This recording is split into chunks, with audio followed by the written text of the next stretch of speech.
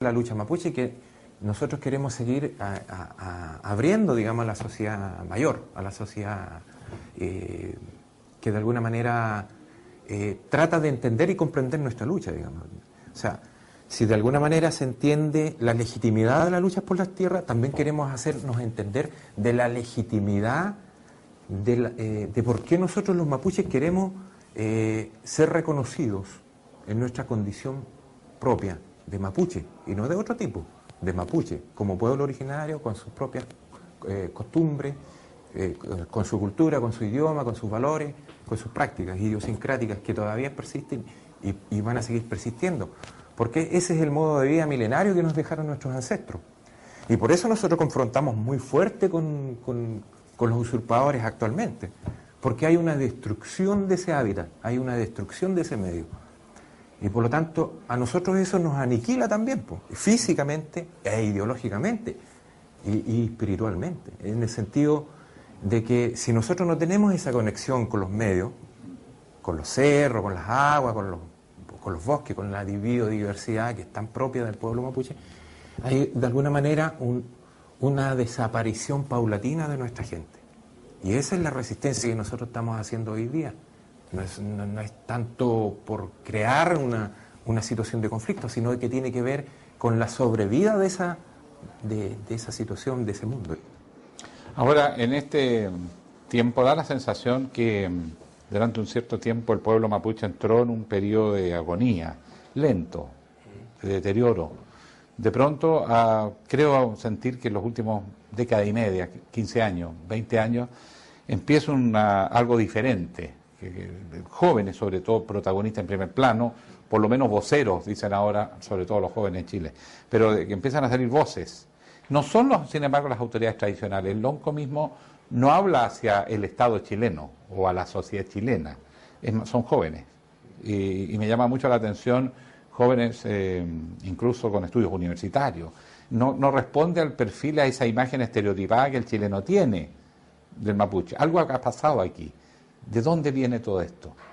¿Quiénes son estos jóvenes que tú me decías han levantado esta reivindicación de tierras, pero mucho más que tierra, de todo un entorno, de un ecosistema?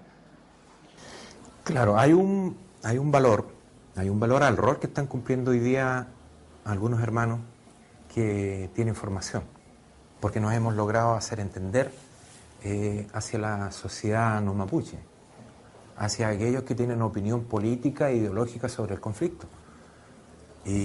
Pero no restamos el valor que tienen nuestra gente en las comunidades.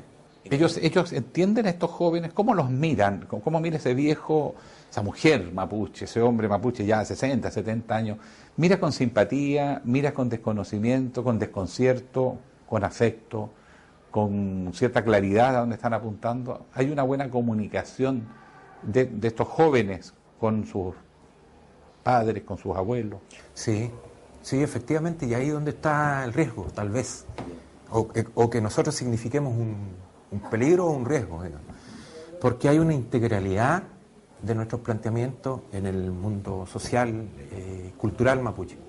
Nosotros, de hecho, reivindicamos a nuestras ñañas, nuestras viejitas, que se visten como mapuche y practican el mapudungún en sus casas, y se enojan porque la descendencia más joven no lo practica o no se visten como ñañas, digamos.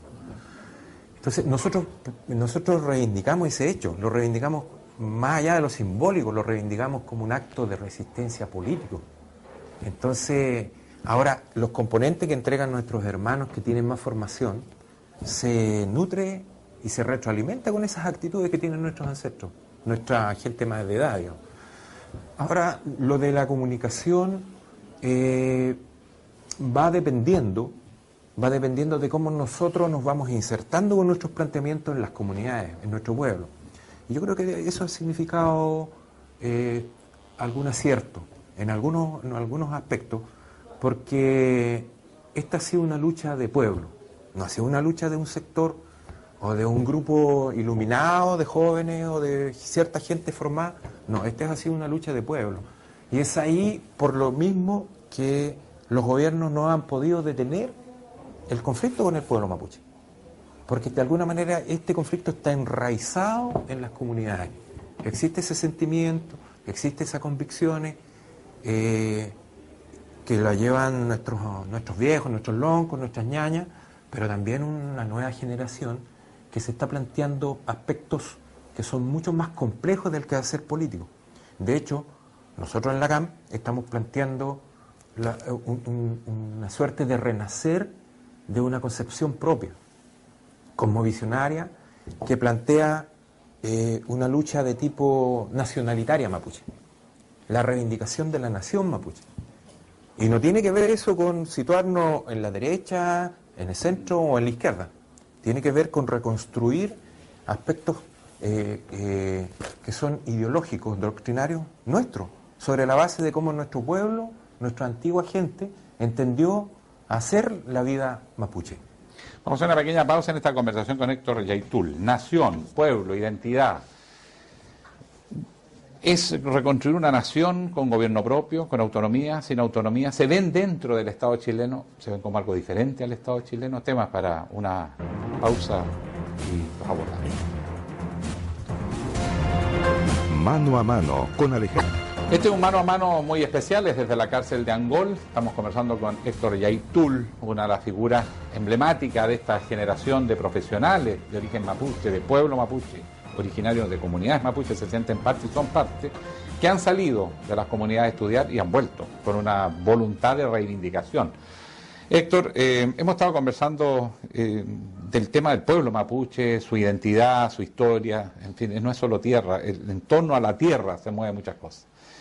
La presidenta Bachelet hablaba de reconocer que Chile en realidad no era un país uniforme, como dice nuestra historia oficial, sino es un país multicultural. Otros incluso dicen multiétnico. ¿Ustedes ven este pueblo mapuche dentro de este proyecto, dentro del Estado chileno, paralelo al Estado chileno, o es algo diferente al Estado chileno? ¿Cómo quieren relacionarse con ese Estado? ¿Cómo les gustaría? ¿Cuál es el sueño?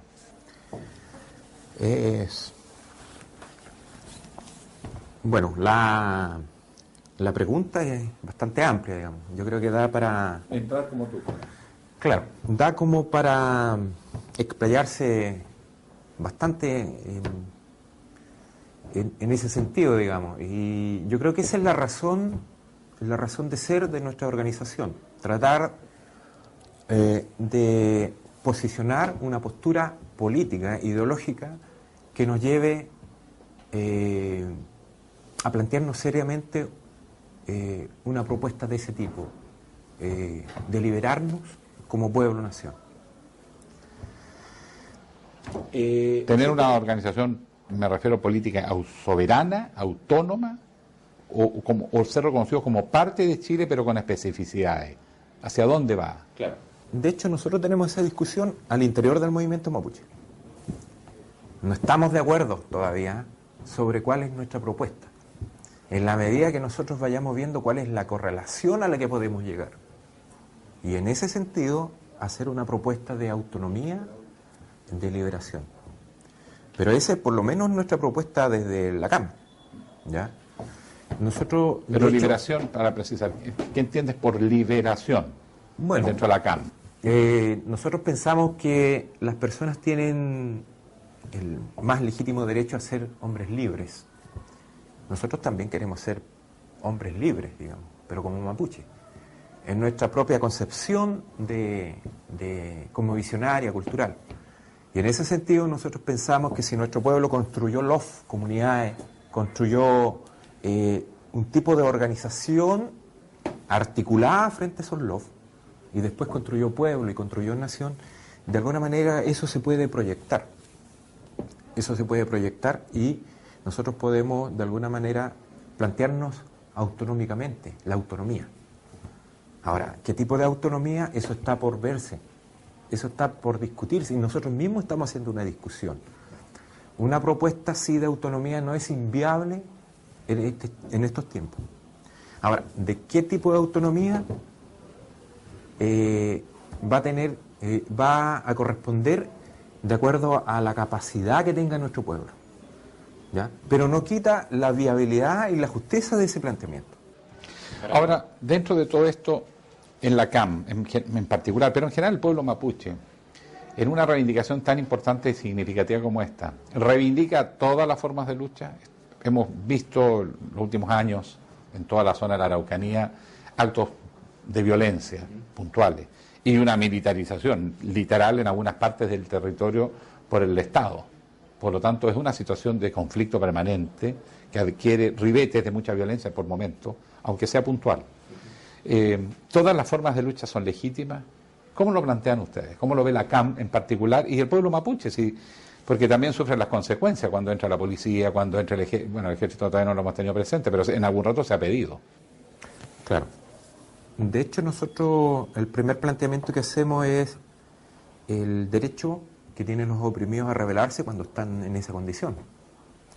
Y apelamos de alguna manera a principios y a declaraciones internacionales en relación a ese punto, digamos.